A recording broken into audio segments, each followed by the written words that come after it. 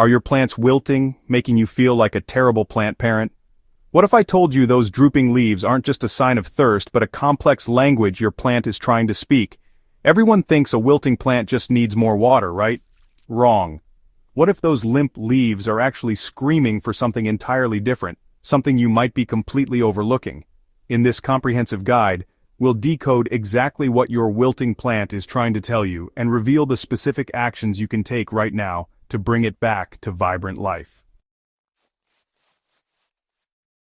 The drooping dilemma, beyond just thirst. When you see those once perky leaves hanging their heads like disappointed children, your first instinct is probably to grab the watering can. Hold on right there, fellow gardener. Wilting is actually your plant's sophisticated communication system, and it's speaking volumes about what's happening beneath the surface. Think of wilting as your plant's version of a fever. It's a symptom, not the disease itself. The reality is that wilting serves as an early warning system, often the first visible sign that something in your plant's environment has shifted. Your crops are incredibly resilient, but they're also incredibly honest. When they start to droop, they're essentially raising a white flag, asking for your immediate attention and intervention. The key is learning to read between the lines of those sagging stems. What makes this even more fascinating is that different types of wilting tell completely different stories.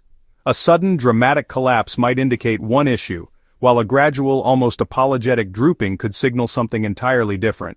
Your tomatoes might wilt differently than your lettuce, and your peppers have their own unique way of expressing distress.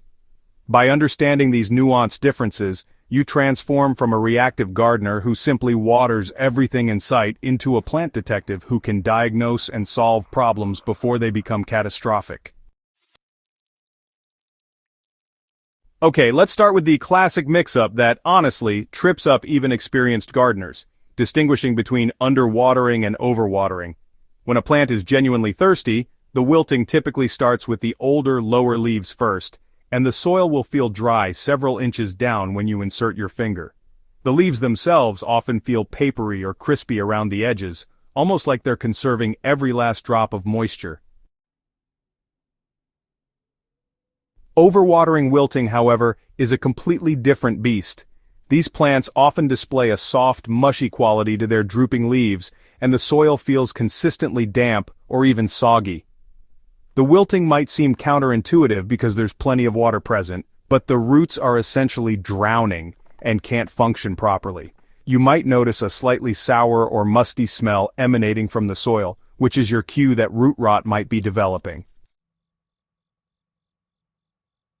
Nutrient deficiencies create their own unique wilting signatures. When your plants are crying out for nitrogen, the wilting often accompanies a distinct yellowing that starts with the older leaves and works its way up the plant. Phosphorus deficiency might show up as wilting combined with purplish leaf undersides, while potassium deficiency often presents as wilting with brown, scorched leaf edges. These plants are essentially telling you, I have water, but I don't have the building blocks I need to use it effectively. Temperature stress creates perhaps the most dramatic wilting scenarios. When your plants experience sudden heat, they'll often wilt during the hottest part of the day, even when their soil is perfectly moist. This is actually a protective mechanism where they're reducing their surface area to minimize water loss. Cold shock, on the other hand, creates a different type of wilting where the leaves appear almost limp and lifeless, as if the plant has simply given up fighting. When you've identified that your plant is genuinely thirsty, the finger test becomes your best friend. Push your finger deep into the soil at least 2 to 3 inches down. If it feels dry at that depth, your plant is ready for a drink. But here's where most people go wrong. They either give a light sprinkle that barely penetrates the surface, or they absolutely flood the plant. Neither approach serves your crops well. The correct watering technique involves giving your plants a slow, thorough drink that reaches all the way down to the root zone. Water should flow out of the drainage holes, but slowly, indicating that the soil has had time to absorb moisture throughout its entire depth. Think of it like filling a sponge. You want it saturated, not sitting in a puddle. Drainage assessment often reveals the hidden culprit behind persistent wilting problems. Even if you're watering correctly, Poor drainage can create a cycle where roots alternately drown and dry out, leaving your plant in a constant state of stress. Check your containers for adequate drainage holes and consider whether your potting mix might be too heavy or clay-like. Sometimes the solution isn't changing how much you water, but rather improving how excess water can escape. For plants suffering from environmental stress, strategic relocation can work miracles. A wilting plant that's been blasted by afternoon sun might recover beautifully when moved to receive bright morning light but afternoon shade. Similarly, plants experiencing cold drafts often perk up dramatically when relocated just a few feet away from air conditioning vents or frequently open doors.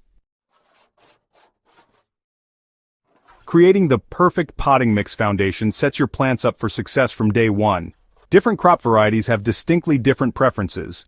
Your Mediterranean herbs like basil and oregano thrive in well-draining, slightly sandy mixes that would leave your moisture-loving lettuce gasping for hydration.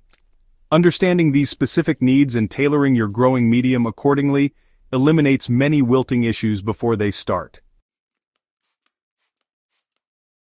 Developing a consistent monitoring routine transforms plant care from guesswork into, well, precision agriculture, even if you're just working on a small scale.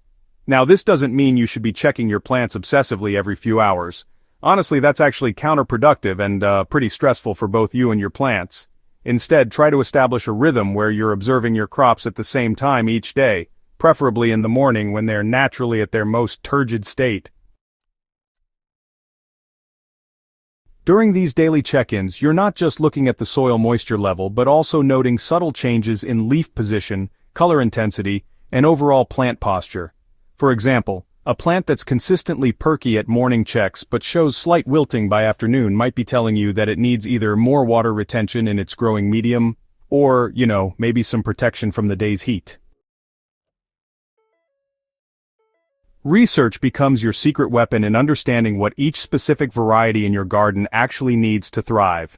That cherry tomato plant has different requirements than your beefsteak variety, and your cool season crops like spinach and kale have completely different environmental preferences than your warm season peppers and eggplants. When you understand these nuanced needs, you can create microenvironments within your garden that keep each plant in its optimal comfort zone. There's something almost magical about successfully reviving a wilting plant and watching it bounce back to vibrant health. Those first few days after implementing the right solution often bring visible improvements. Leaves that were hanging their heads start to lift, colors become more intense, and you might even notice new growth beginning to emerge. This isn't just satisfying from a gardening perspective.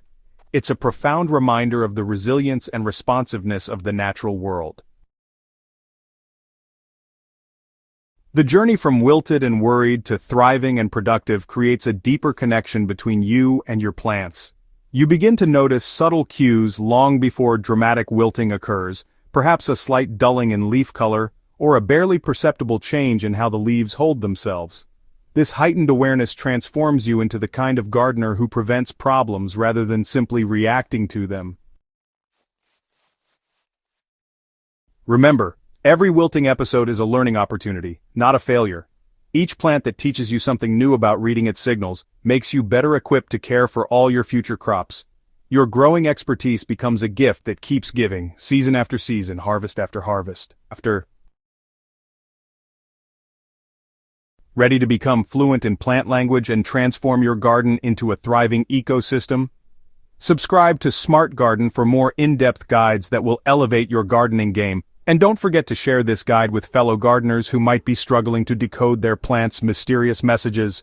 Your green-thumbed community is waiting to celebrate your successes and learn from your experiences.